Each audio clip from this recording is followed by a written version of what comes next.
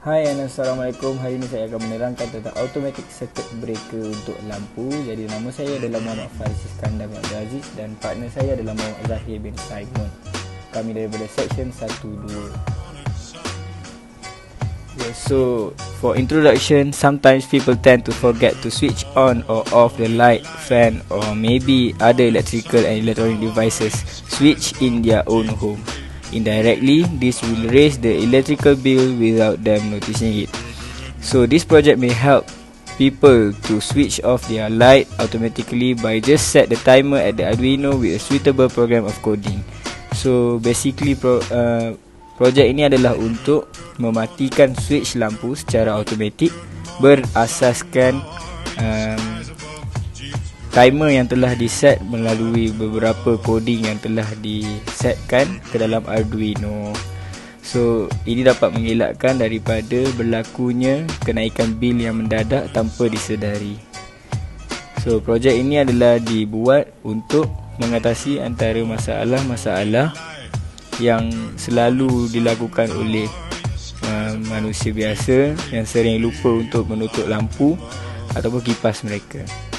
So untuk problem statement, people always forget to switch off their light. Seperti yang saya katakan tadi, biasanya kita akan selalu lupa untuk tutup lampu. Kalau kita nak keluar ke apa ke, kita selalu terlupa. Dan kedua ialah people who has nyctophobia. Nyctophobia tu adalah takut akan kegelapan. Yang biasanya kanak-kanak yang takut untuk tidur dalam gelap. Jadi kita boleh set timer untuk mereka, di mana kalau mereka dah tidur baru lampu tu akan terpadam. Dan kemudian ialah away from home and want to set their light timer on night. Macam kita akan balik ke kampung ke, kita nak outstation mana-mana ke. Jadi kita nak lampu kita tu terbuka malam sahaja.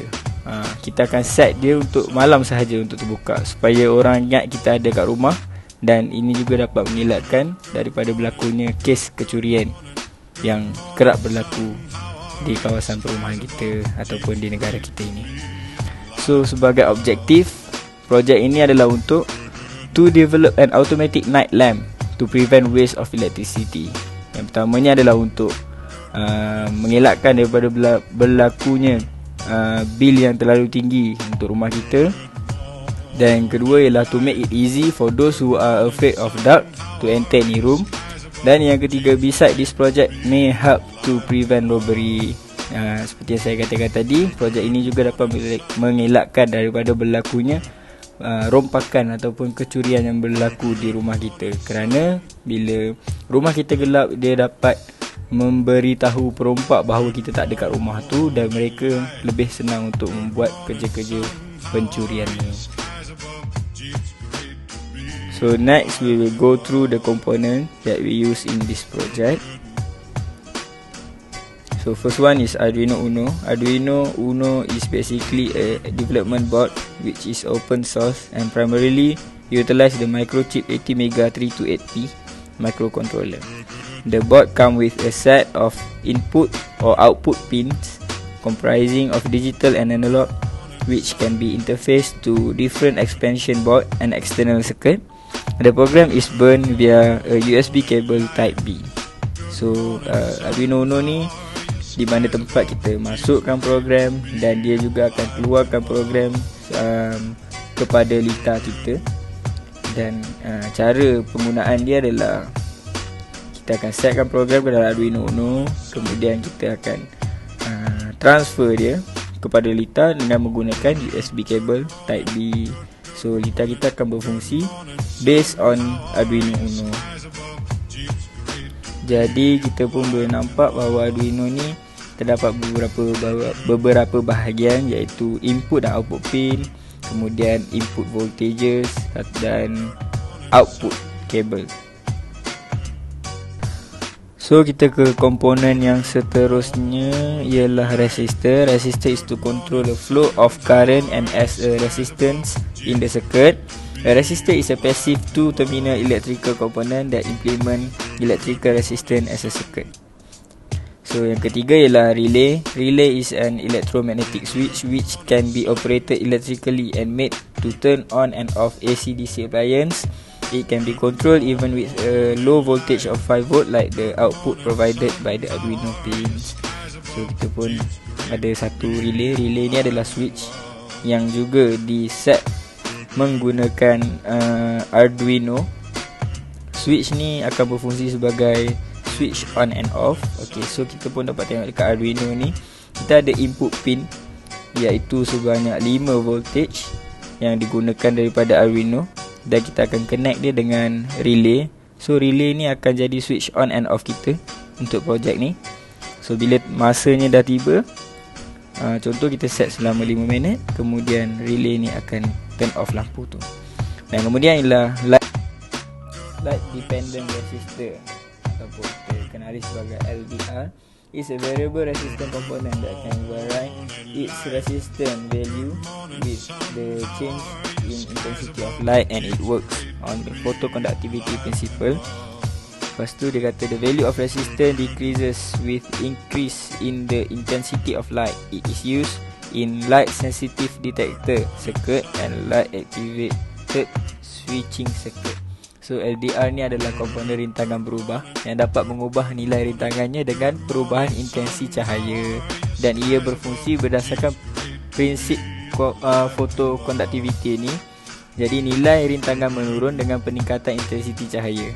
Ia juga digunakan dalam litar pengesan sensitif cahaya dan litar penswisan, maksudnya litar switching ni.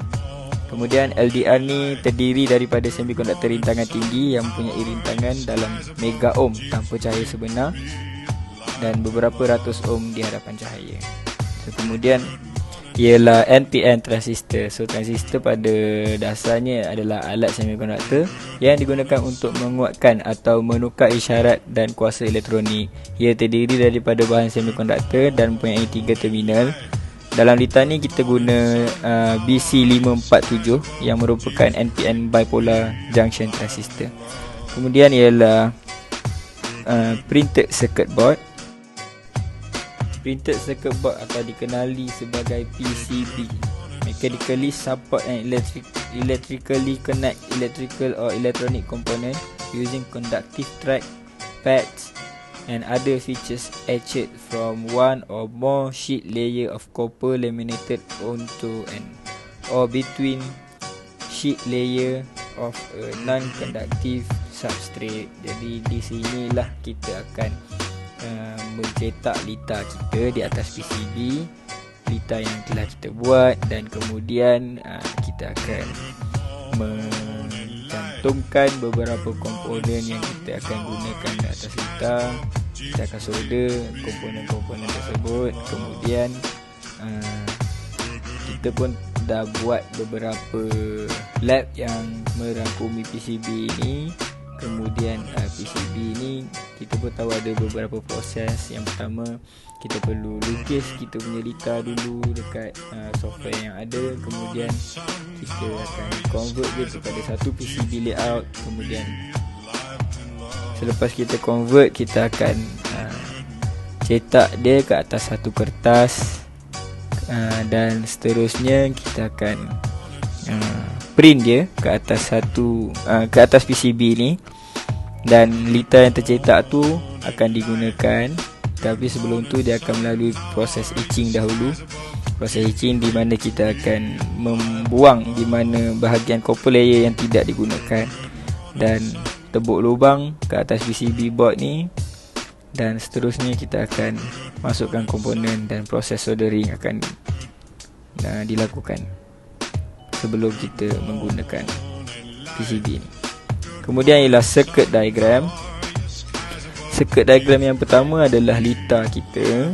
So kat sini kita akan dapat lihat bahawa komponen-komponen yang kita akan guna ialah resistor, LDR, kemudian Arduino Uno dan NPN transistor. Kemudian kita ada switch ataupun relay sebagai RL1. Kemudian kita ada LED dan kita ada satu input voltage. Kemudian ini adalah cara sambungan dia yang kami buat. Seterusnya ialah PCB layout daripada circuit. Seperti seperti yang kita tahu, kita akan convert lita yang kita lukis menggunakan multisim tu kepada pandangan PCB. Jadi kita dapat lihat komponen-komponen yang ada tadi telah dikonvertkan sebagai satu PCB layout circuit tersebut. Dan kita ada satu resistor, kita ada LDR, kita ada input, kita ada Arduino Uno, dan semua pada macam kita tengok dekat lita ni. Komponen-komponen yang kita pakai dekat lita ni semua akan termasuk kepada PCB layout dengan menggunakan auto router dan juga auto placer. Dan seterusnya ialah 3D layout. Jadi 3D layout ni adalah pandangan 3D lita kita yang telah kita buat. So dekat situ kita akan nampak lebih jelas lagi pandangan lita kita. Yang terakhir ialah printed circuit diagram, di mana lita kita akan diprint ke atas satu kertas sebelum kita akan cetak dia ke atas PCB. Inilah ada pandangan printed circuit diagram kita. So itu saja daripada projek kami. Sebagai conclusion, saya berharap agar projek ini dapat membantu dalam mengatasi masalah-masalah yang telah kami terangkan tadi. Kemudian kami juga dapat mencipta satu projek di mana switch on and off akan berlaku secara automatik. Dan akhir sekali kami juga dapat belajar satu ilmu dalam membuat satu projek menggunakan microprocessor. Itu saja daripada kami. Terima kasih.